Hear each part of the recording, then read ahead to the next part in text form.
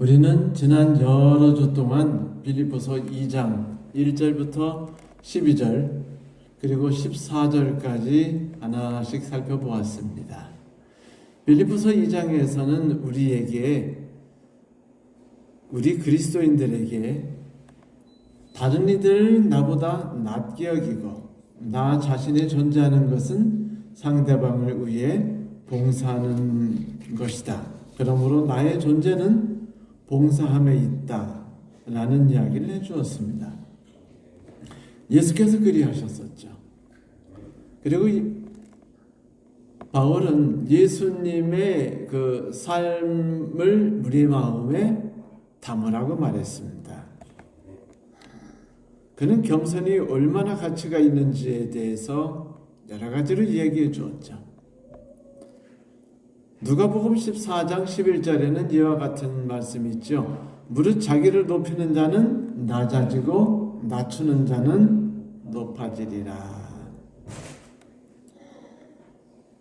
이제 바울은 그의 모든 그 가르침을 1차 정리하면서 15절에서 아주 흥미로운 말을 하고 계시죠.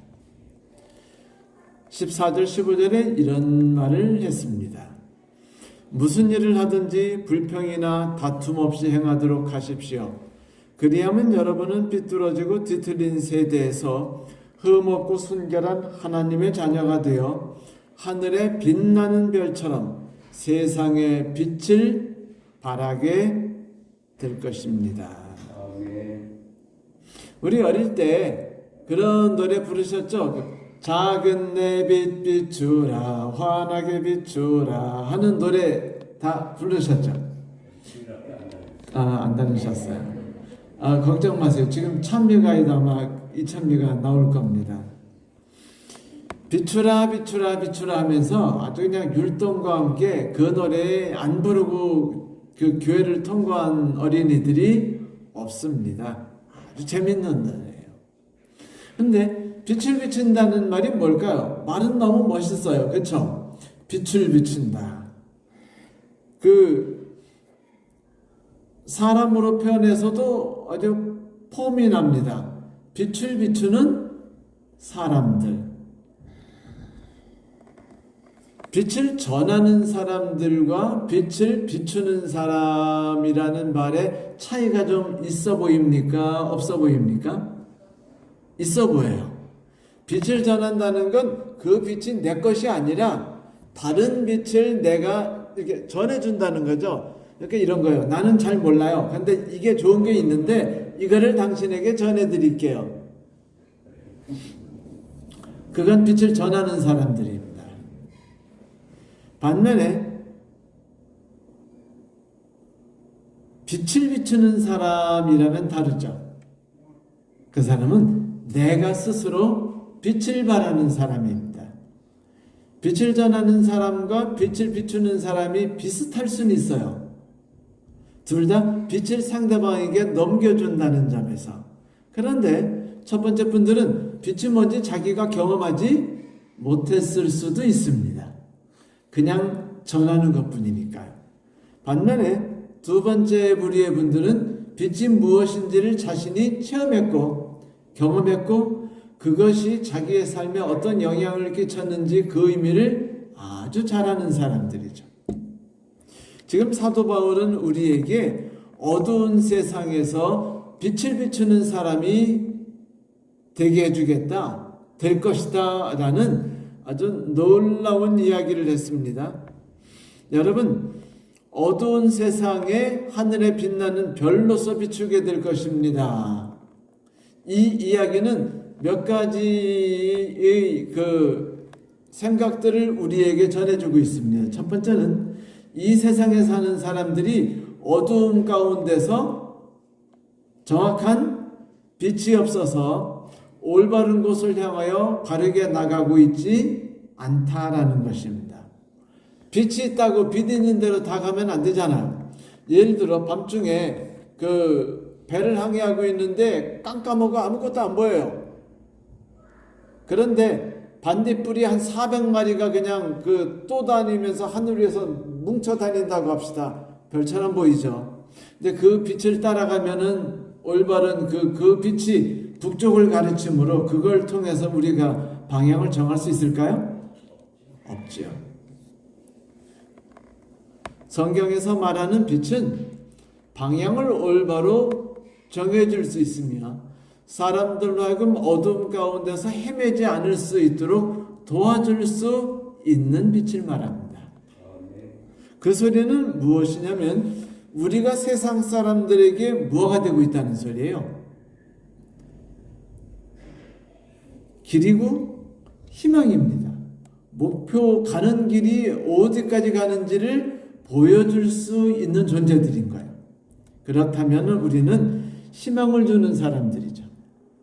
성경에서 그리스도인은 희망을 주는 사람이라고 말하는 것이 우리가 이 말에 대해 부끄러움을 가질 필요가 없죠.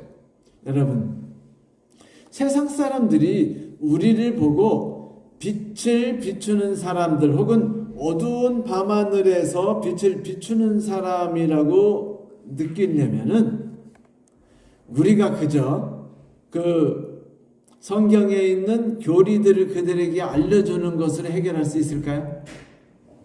없어요. 어두움 가운데서 아무것도 보이지 않은 채 고통당하고 있는 아이가 있었죠. 그 아이는 헬렌 켈러였습니다. 그런데 그 아이에게 빛을 준 분이 누구죠? 네, 선생님이셨어요. 근데 그 선생님의 일화를 보면 나중에 선생님이 암에 걸리셔요. 암에 걸리셔서 돌아가시게 됐는데 그때도 헬렌 켈러한테 자기가 이렇게 그 고통 중에 죽어가고 있다는 말을 전하지 못하도록 막습니다. 이 아이는 나중에 그 위대한 사람이 됐을 때 자기에게 빛을 준 이 선생님이 얼마나 위대한 분인지를 말해줘요. 자기에게 빛을 주었다. 그런데 그는 여전히 보지 못했어요. 그는 여전히 듣지 못했죠. 하지만은 그의 삶은 완전히 바뀌었습니다. 그는 사람들에게 희망과 용기를 주는 여인이 되었죠. 헬렌 켈러는. 그런데 그 헬렌 켈러가 한 말이 무엇 때문에 그가 빛을 받았을까요? 선생님의 어떤 삶이 그에게 환한 빛을 주었을까요? 지식? 훈련 방법? 아니에요. 애정이었습니다. 헬렌 켈러는 그것을 애정이라고 표현했어요. 그리스도인들이 세상 사람과 다른 것이 무엇일까? 그리스도인이 어떻게 해서 어두운 밤에 그 하늘에 빛나는 별처럼 빛나는 존재가 될 수 있을까? 이것을 교리로서 말하려 하는 이는 어리석은 이들입니다. 우리는 그것을 삶으로 나타내 보여줘야죠. 그런데 성경은 분명히 이야기하고 있어요. 우리가 어떤 존재가 될 거라고요? 희망을 나누어주는 존재가 될 거라고요. 자, 희망을 나누어주는 존재 말이 좋아요, 안 좋아요? 좋죠. 근데 모두가 어찌할 바를 몰라서 그 방황하고 있을 때 누군가가 그들을 이끌고 이 길로 가면은 올바른 길로 갑니다라고 말한다면 얼마나 좋아요. 사람들이 목표를 갖고 간다는 것은 그 길이 구부러진 길이든 아니면 험한 길이든 힘들게 오르는 오르막길이든 상관없이 그 길을 따라가면 분명히 그들이 꿈꾸는 곳에 도달한다는 것을 그들이 알고 있고 그래서 그들은 그 길을 갈 수 있는 것입니다. 그래서 그 빛과 그 모든 길은 전체가 다 희망이 돼요. 그런데 사람들이 희망을 가지고 있고 꿈을 가지고 있으면은요, 그 꿈을 이루어낼 수 있다고 믿습니다. 그건 사실이에요. 옛날에 찰리 패덕이라는 분이 있었어요. 근데 이분은 단거리 계주 선수였는데 미국에서 제일 잘 달리는 엄청 유명한 분이었습니다. 근데 그분이 어느 날 초등학교 가가지고 연설을 하셨어요. 연설을 하시는데 학생들을 모아놓고 뭘 했냐면, 여러분들 꿈을 가지세요. 여러분들이 꿈을 가지고 꿈을 이루려고 한다면 하나님께서 여러분을 도우실 것입니다. 먼저 꿈을 갖고 하나님이 도우시기를 기도하십시오 라고 말해주고 이제 나왔어요. 공짜는 안 했겠죠. 엄청 돈을 받고 연설합니다. 그분들 짤대로 그 봉사 안 해요. 그런데 그 말을 듣고 한 꼬마 아이가 그분을 찾아왔어요. 찾아와가지고는 이렇게 물었습니다. 선생님, 제가 꿈이 있습니다. 그래서 그래, 꿈이 뭐야? 그러니까 제가 그 선생님처럼 아주 달리기를 잘하는 사람이 되는 것입니다 라고 그랬어요. 그러니까 그때 이 찰리 패덕이 말했습니다. 그래, 꿈이 있어야지. 그런데 꿈만 가지고는 되지 않아. 자, 생각해봐라. 하늘이 있고 땅이 있다. 하늘로 가는 길은 분명히 존재해. 그런데 어떻게 가지? 사다리가 있어야지. 사다리를 놓으면은 사다리 맨 밑은 인내라는 계단이란다. 인내를 밟고 넘어가면 그 다음엔 헌신이라는 계단이 있어. 그 헌신을 밟고 올라가면 그 다음엔 훈련이라는 계단이 있고, 그 훈련의 계단을 넘으면 태도라는 자세, 마음가짐이라는 계단이 있지 라고 말했습니다. 하늘이라는 꿈을 그냥 꾸지 말라는 것이에요. 이 아이가 그 찰리라는 유명한 경주 선수, 그 단거리 경주 선수의 이야기를 듣고 꿈을 가졌어요. 그리고 그 분이 가르쳐 주신 대로 인내, 훈련, 헌신, 그리고 자세, 이 네 가지를 마음에 품고 열심히 달렸죠. 그리고 그가 전 세계에서 100m와 200m를 가장 잘 달리는 사람이 됐습니다. 그리고 올림픽에서 4관왕이 됐죠. 그의 이름은 제시 오웬즈라는 분이었어요. 미국에서 체육인들의 명예의 전당에 당당하게 그 이름을 올린 분입니다. 네, 맞아요. 사람들이 꿈을 가지고 달리면은 분명히 그 꿈을 이룰 수 있다는 것, 우리는 수많은 책들에서 읽고 바라보고 있습니다. 맞죠? 그런데 모두가 꿈을 꾼다고 해서 모두가 그 꿈을 이루나요? 못 이뤄요. 세상이라는 것이 그렇지 않아요. 어제 그 뉴스, 어떤 지나가는 뉴스를 통해 제가 아주 그 참 놀라운 이야기를 들었는데, 이번 그 윤석열 그 정부에서 일하는 사람들이 갖고 있는 재산의 평균 얼마인 줄 아세요? 70억. 도둑놈들이죠. 근데 70억이라는 어마어마한 돈들을 갖고 있어요. 얘들이 뭐를 아는 거예요? 정치줄에 떠들고 비슷한 데서 일하면 돈 번다는 걸 아는 겁니다. 그래서 얘네들은 꿈을 이루었어요. 근데 모두가 꿈을 다 이루나요?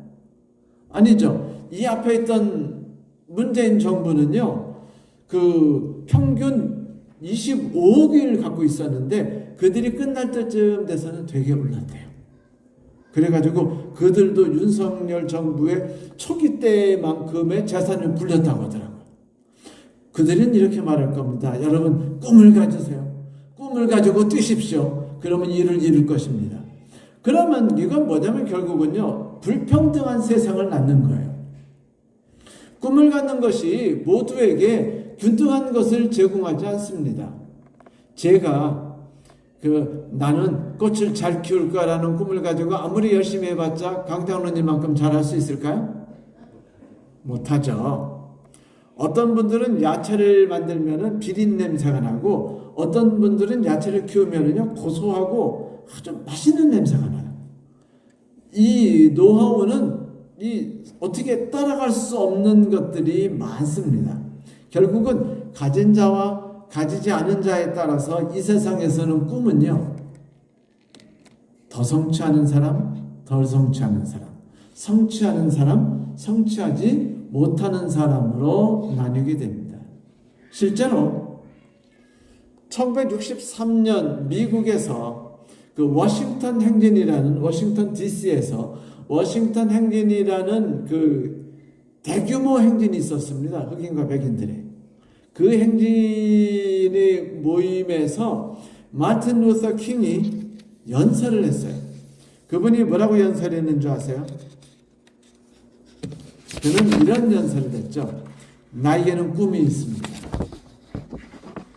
언젠가 이 나라가 모든 인간은 평등하게 태어났다는 것을 자명한 현실로 받아들이고 그 진정한 의미를 신조로 살아가게 되는 날이 오리라는 꿈입니다. 나에게는 꿈이 있습니다. 언젠가는 조지아의 붉은 언덕 위에 옛 노예의 후손들과 옛 주인의 후손들이 형제의 식탁에 함께 둘러앉는 날이 오리라는 꿈입니다. 나에겐 꿈이 있습니다. 언젠가는 불이 열기에, 억압이 열기에 신임하는 저 미시시피 주마저도 자유와 평등의 오아시스로 변할 것이라는 꿈입니다. 나에게는 꿈이 있습니다. 나의 네 아들이 피부색이 아니라 인격에 따라 평가받는 그런 날에 살게 된 날이 오리라는 꿈입니다. 그 꿈 이루어졌나요? 그렇게 생각하세요?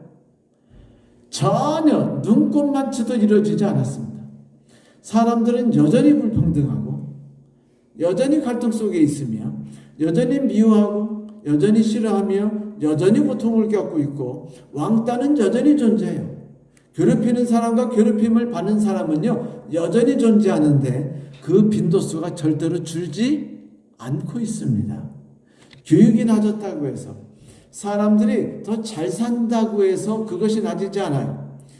어느 통계에 의하면 교육을 많이 받은 사람과 교육을 적게 받은 사람 중에 가정폭력이 어느 쪽이 심할까요? 에 대한 질문에 대한 조사 결과가 뭐였는지 아세요?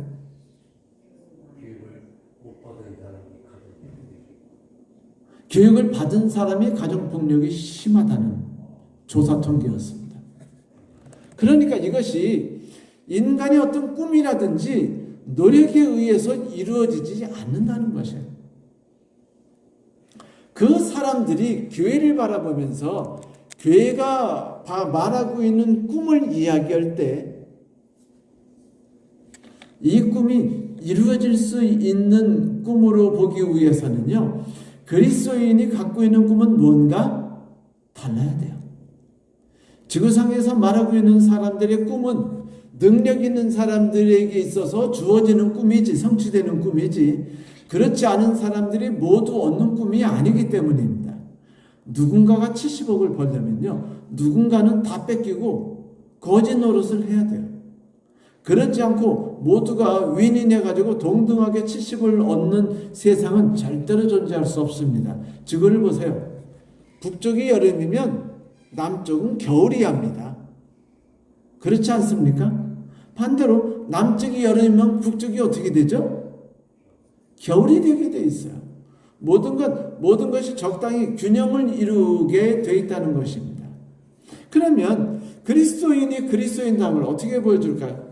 만약 제가 언젠가 말씀드린 대로 KBS 방송국에서 우리 교회에 와가지고 1시간 동안 그 북수원 제철한식 예수절인교 북수원 교회를 찍는다고 한다면 우리는 무엇을 보여줄 수 있을까요?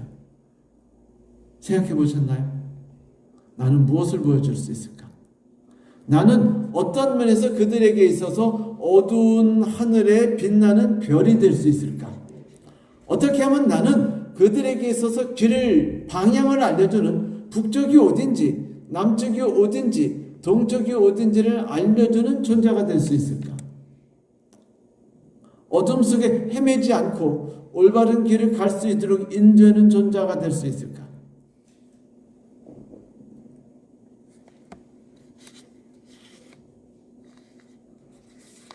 근데 꿈에 대해서 좀 더 이야기할게요. 여러분, 그리스도인들이 가지고 있는 꿈과 일반 세상 사람들이 갖고 있는 꿈의 차이가 만약 있다면 그 차이가 무엇일까요? 그렇죠. 하늘에 있는 것이냐, 땅에 있는 것이냐. 네. 그러나 만약 그것을 더 나은 것을 사모하는 꿈이라고 말한다면 똑같죠. 세상 사람들도 더 나은 것을 향해 꿈꾸고 있는 것이고 우리도 더 나은 삶을 향해서 꿈꾸고 있는 거 아닌가요? 어떤 다른 거 있다면 또 다른 게 뭘까요? 진짜 다른 거. 뭐가 있을까요? 세상 사람들의 꿈은요, 자기가 꾸는 꿈이고 그리스도인이 꾸고 있는 꿈은 하나님이 주신 꿈이란 것에서 달라요. 여러분 요새 꿈 꿨죠? 자기가 꾼 꿈인가요? 하나님이 꾸신 꿈인가요? 네? 하나님이 주신 꿈이에요. 야곱 꿈 꿨죠? 하늘이 있는데 하늘이 높은 곳에 있어요. 달 수 없는 하늘인 줄 알았더니 하늘에서 뭐가 내려와요? 사다리가 내려왔고 거기를 오르락내리락 하는 천사가 있습니다. 그거 보면은 이 모든 사다리와 천사는 하늘의 노력과 하늘의 힘인가요? 인간의 노력과 인간의 힘이었나요? 맞아요. 하나님의 것이었습니다. 그러니까 이 꿈의 차이가 있다면 뭐냐면 그리스도인의 꿈은요, 하나님이 주시는 꿈입니다. 하나님이 너희는 이런 존재가 될 거야. 너희는 이런 삶을 살 거야. 그 꿈에 의해서 우리는 움직이는 겁니다. 예를 들어 보세요. 여리고를 이스라엘 백성이 몇 바퀴 돌았죠? 7바퀴. 7바퀴를 도니까 어떻게 됐나요? 여리고가 무너졌죠. 자, 그들이 그렇다면 아이 성도 7바퀴 돌았나요? 그럼 다른 성도 7바퀴 돌았나요? 아니에요. 왜 여리고성은 7바퀴 돌았고 그것이 무너졌죠? 하나님이 여리고를 7바퀴 돌라. 그 성은 너희 것으로 내가 붙여주었다라고 말씀하셨기 때문이었습니다. 이것이 하나님이 말씀하시는 꿈이에요. 하나님은 우리에게 인생의 목적과 인생의 가치를 가르쳐 주죠. 그것은 뭐냐면 너희들이 세우는 꿈이 아니라 내가 너희들에게 꿈을 주겠다라는 것입니다. 하늘에 있는 꿈, 더 나은 꿈, 세상에 줄 수 없는 꿈, 진정한 변화. 마틴 루터 킹이 그렇게도 꿈꿨던 꿈. 그 꿈을 우리는 다 이루기를 바라죠. 여러분, 야곱이 이스라엘이 됐죠. 이스라엘이란 이름이 하나님과 싸워서 이긴 사람. 맞아요. 야곱은요, 하나님이 꿈을 주시니까 그 꿈을 끝까지 붙들었습니다. 하나님을 붙들고 놓지 않으려 했어요.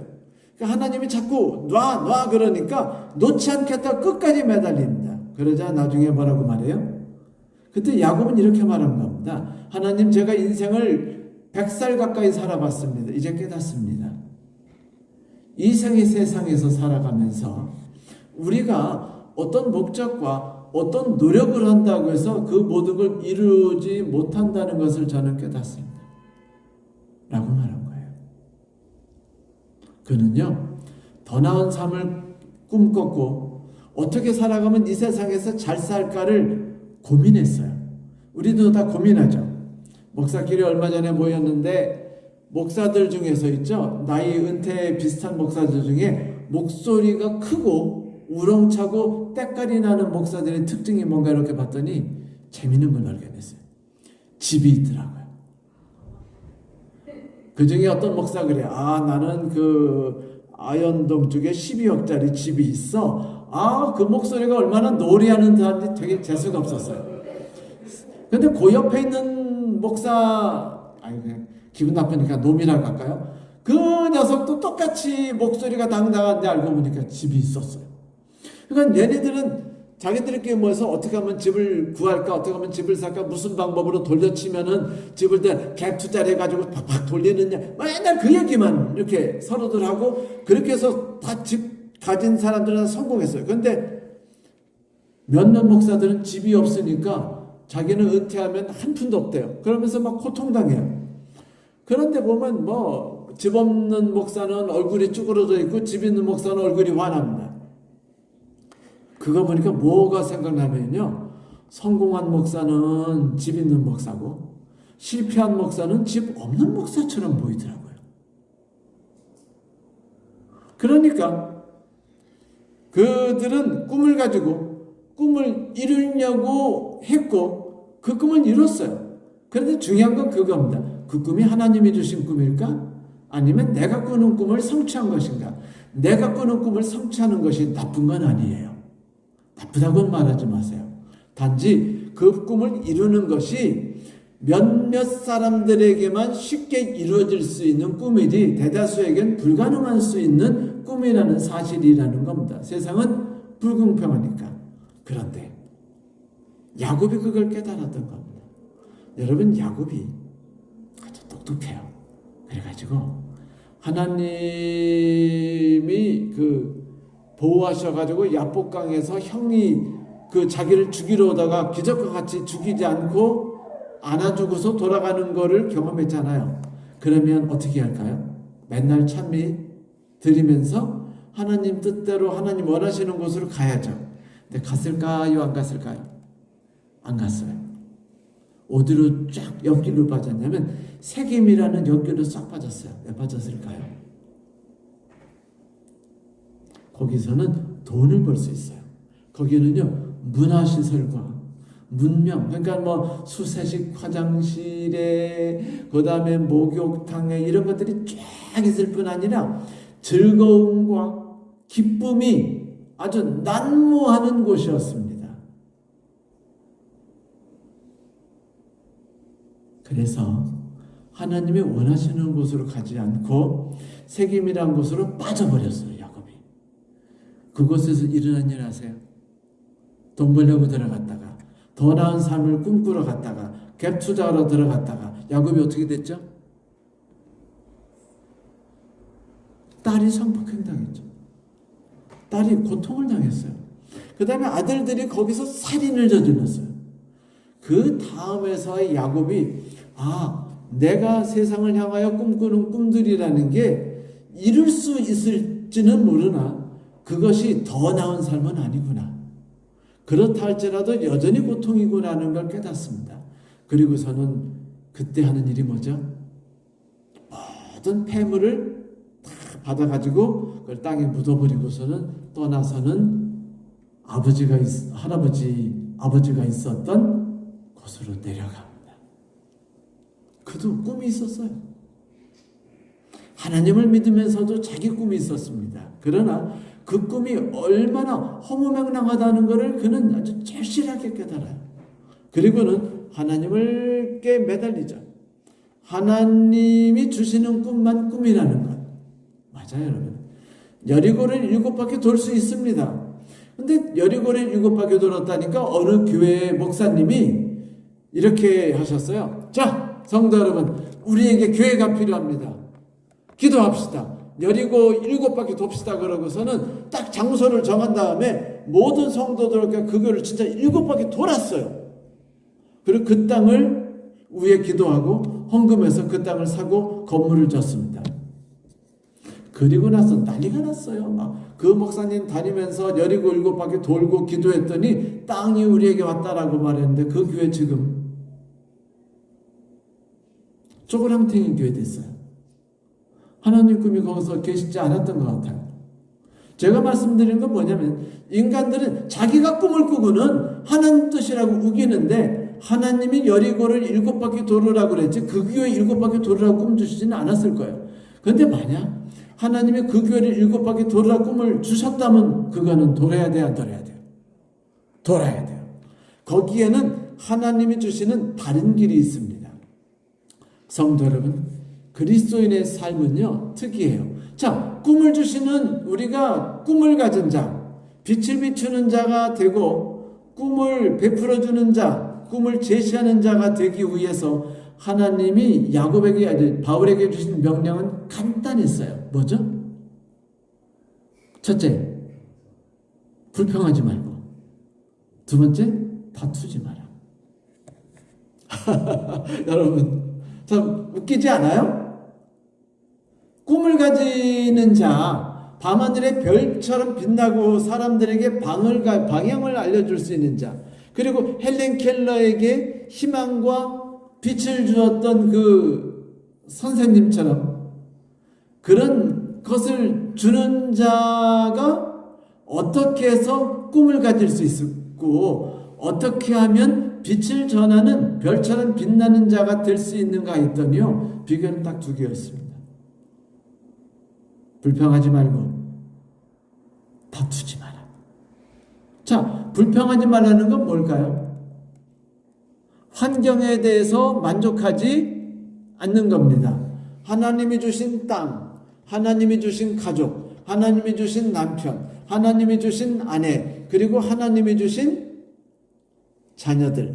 물론 우리가 속상하죠. 힘들죠. 지치죠. 그러니까 우리가 지치니까 그냥 울면서 남편을 보고 이렇게 말하잖아요. 저놈의 왼수, 혹은 왼수 덩어리, 혹은 철천지 원수, 평생 원수. 우리가 이렇게 말하는 거는요, 그만큼 우리가 살아가고 있는 삶이 얼마나 고통스러운가를 뼈저리게 느꼈고 이해하고 있다는 걸 말하는 겁니다. 그런데도 불구하고 바울은 뭐래요? 불평하지 말래요.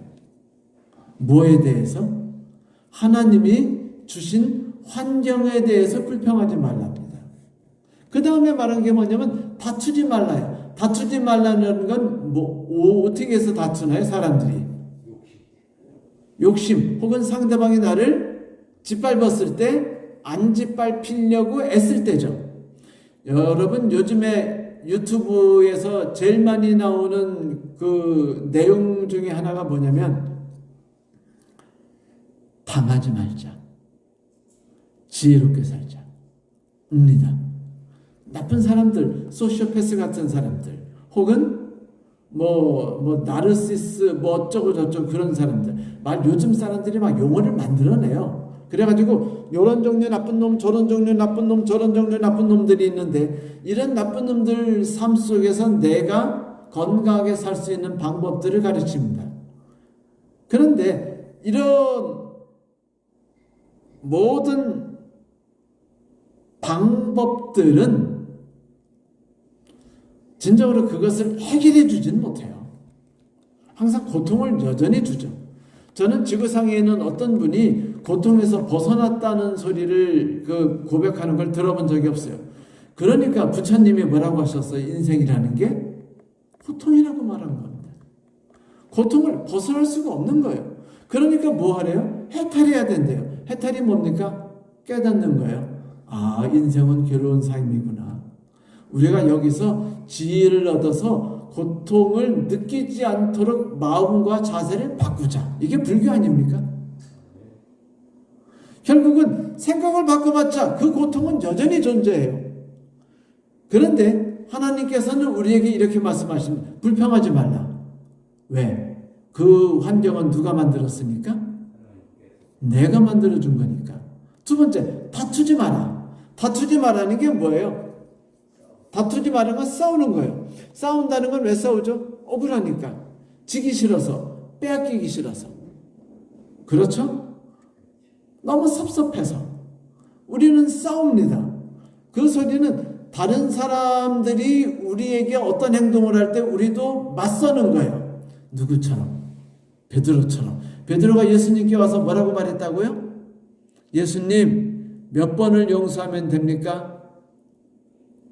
이정숙 집사님은 몇 번만 용서해 주실래요?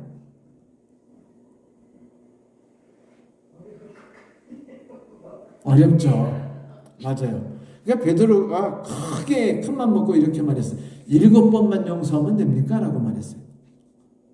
그리스도인이 세상과 달라야잖아요. 세상 사람들은요, 그때 탈무드에서는 3번만 용서하면 된다고 그랬거든요.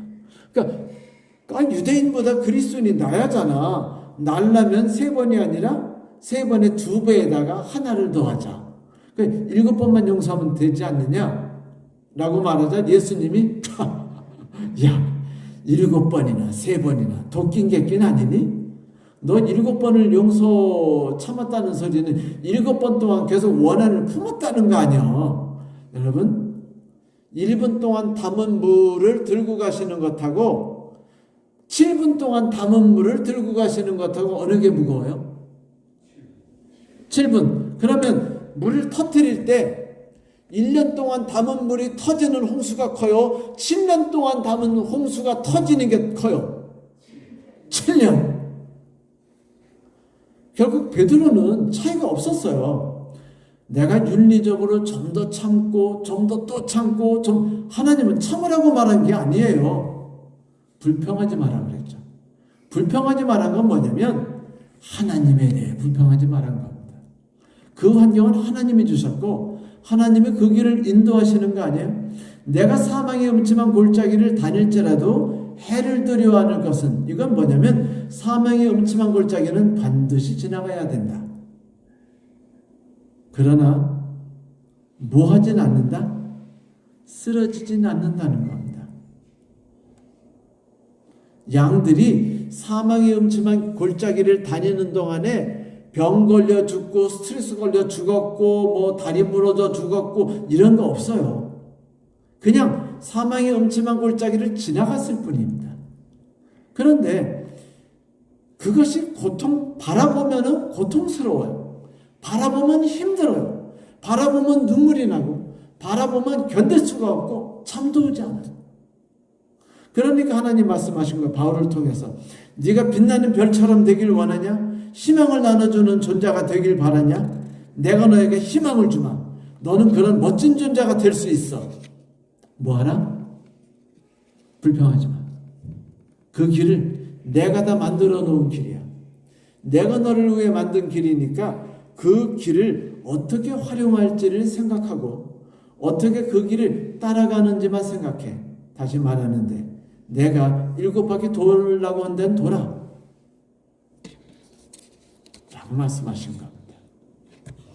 쉽지 않아요. 그게 어떻게 쉽겠습니까?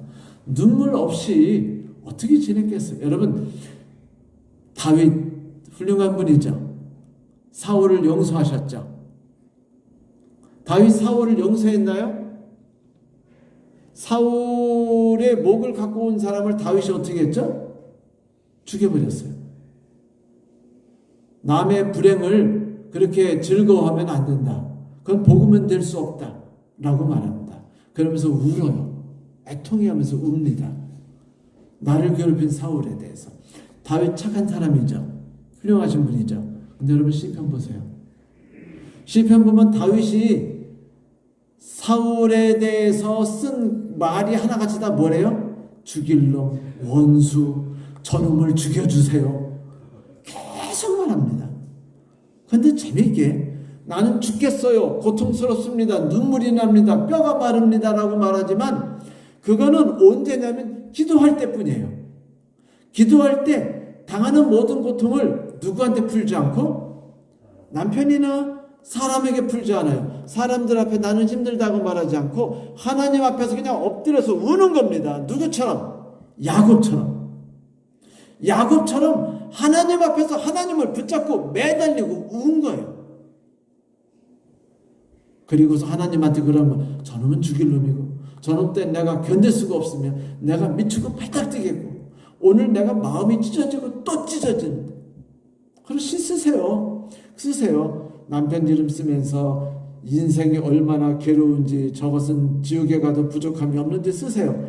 그리고는 하나님 앞에 놓고 그냥 쓴 다음에 태워버리세요.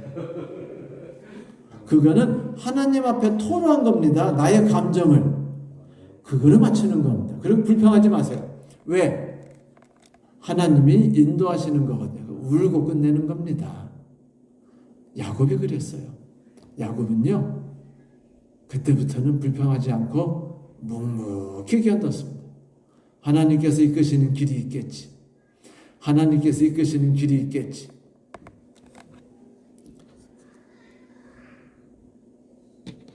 성도 여러분, 이스라엘이란 멋진 이름 받고 싶죠? 간단합니다.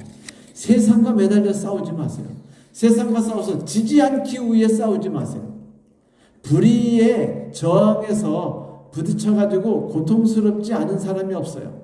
그 안에서 이끄시는 하나님의 길을 바라보는 자만이 승리할 수 있습니다. 그 자는요, 길을 찾았어요. 그러니까 밤하늘에 빛나는 별이 될 수 있었던 겁니다. 여러분, 둘의 마을을 만드신 분 아시죠? 김진홍 목사님. 그분이 청계천에서 활빈당을 만드셨어요. 말도 재밌죠. 무슨 당이요? 교회를 지셨는데 교회 이름이 활빈당 교회예요. 원래 활빈당이라는 게 어디 뭐죠? 홍길동전에 나오는 활빈당. 그 활빈당 교회를 만들었습니다. 그리고 그 가난한 사람들과 같이 신음하고 고통당했어요.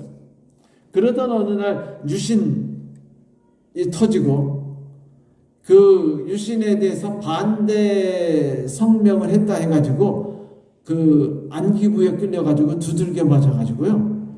병신이 될 뻔했어요. 그리고 1년 6개월을 감옥에 갇혔습니다. 이 60kg가 넘는 분이 37kg까지 빠졌대요. 장로님 37kg까지 가보신 적 있으세요? 없으시죠? 집사님 37kg 없으시죠? 그러니까 37kg는 말도 안 되는 체중이에요. 37kg까지 갔다는 건 뭘 말하는 겁니까? 거의 뼈에 살만 붙었다는 거고 죽을 때가 됐다는 겁니다. 그 간수가 와서 어이 김씨, 김선생 운동하러 나갑시다 그러면 흔들었대요. 왜? 너무 아파서. 두들겨 맞은 데가 너무 아파서 숨도 못 쉬게 결리고 아파서요. 그래서 너무 속상하고 너무 화딱지가 나고 너무 견딜 수가 없었대요. 그러니까 속상하니까 점점 어떻게 된 거예요? 아팠던 거예요. 그래서 아파서 점점 죽어가던 차에 성경을 읽다가 욥기서를 읽는데 욥기에서 뭘 했냐면 내가 이 연단을 받은 뒤에 정금같이 나오라는 말을 읽고 나서 희망을 가졌어. 아 그렇구나. 지금 내가 연단받는 과정이고 곧 이어서 정금처럼 나가겠지. 물론 그분이 성경을 잘못 해석하셨어요. 그분은 원래 욥은 이렇게 얘기한 거였습니다. 뭐라고 말한 거냐면 하나님 나 봐라요. 올바릅니다. 뭐 연단해보세요. 내가 정금이라는 거 분명히 드러날 겁니다. 원래는 이 뜻이었어요. 원래 부끄럼 없다. 난 자신 있다. 시험 독한 시험이라도 해봐라. 내가 찌꺼기라는 게 드러나는지 나 정금이다. 라고 말한 내용이었는데 이 목사님은 그 말씀을 통해 감동을 받고 그래 내가 지금까지 분노했지 속상했지 억울해했지 견딜 수 없어서 잠을 못 잤지 그러니까 아팠지 38kg까지 빠졌지 그런데 이 길이 만약 하나님이 계획하신 길이라면 내가 지금 하나님이 나에게 주신 길에 대해서 분노하고 불평하는 거 아닌가? 생각을 바꿔먹었어요. 그래가지고 이 목사님이 다음날 간수를 불렀습니다. 저기 간수님 저 운동 나갈게요. 운동을 나간 거예요. 그렇게 안 나가다가 운동을 비틀거리는 38km짜리 걸음을 제대로 걷겠어요? 그래서 이제 겨우겨우 나가서 이제 햇빛을 보면서 걷는데 저기 보니까 그런 야채가 보이는 거예요. 야채 맛이. 야채다. 야채를 먹을 길이 없잖아요. 가가지고 보니까 토끼풀인 겁니다. 너무 속상했어요. 그런데 생각해보니까 토끼가 먹어야 먹어요? 토끼도 먹고 안 죽었잖아요. 그러니까 사람도 먹어도 되게 저 토끼풀을 먹었어요. 다음날 또 운동 나와서 걷고 또 토끼풀 먹고 또 나와서 운동하고 걷고 또 토끼풀 먹고 이분이요 병 싹 나왔습니다. 정상 체중이 됐어요. 하나님에 대해서 힘을 얻었고 아주 굳건한 신앙을 갖고 살았습니다. 그 다음에 나와가지고 이분이 가난한 사람들을 이대로 둘 수 없다고 해가지고 당시에 그 당진 쪽에 그 새로운 땅들 개간지 만들 때 그들을 다 이끌고 이제 그쪽으로 가서 새로운 삶을 살자고 그들을 끌고 나갔어요. 용기를 줘가지고. 그런데 일이 꿈대로 안 됐습니다.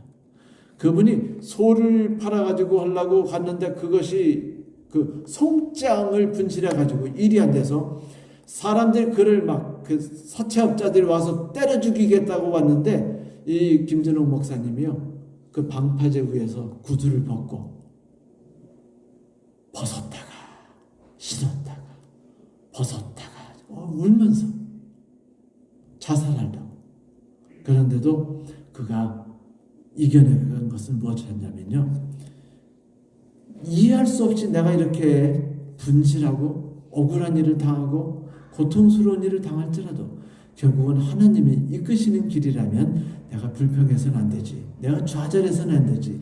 내가 억울하다고 맞서 싸워서도 안 되지라고 생각하고 하나님 길을 기다립니다. 그리고 사망의 음침한 길을 사망의 음침한 길이네 걸어가야지. 그냥 난 뭐 아무것도 아니야. 나 목자 따라 걸어가면 되는 거야. 지나가면 끝이지 뭐. 이렇게 하고 지나가 버린 거였어요. 그리고 지금 이 시대가 낳은 가장 위대한 목사님 중에 한 분이 됐죠. 많은 사람들에게 희망을 주고 많은 잘하는 청년들에게 위로와 희망과 꿈을 주는 목사님이 되었습니다. 왜 삶이 바뀌었죠?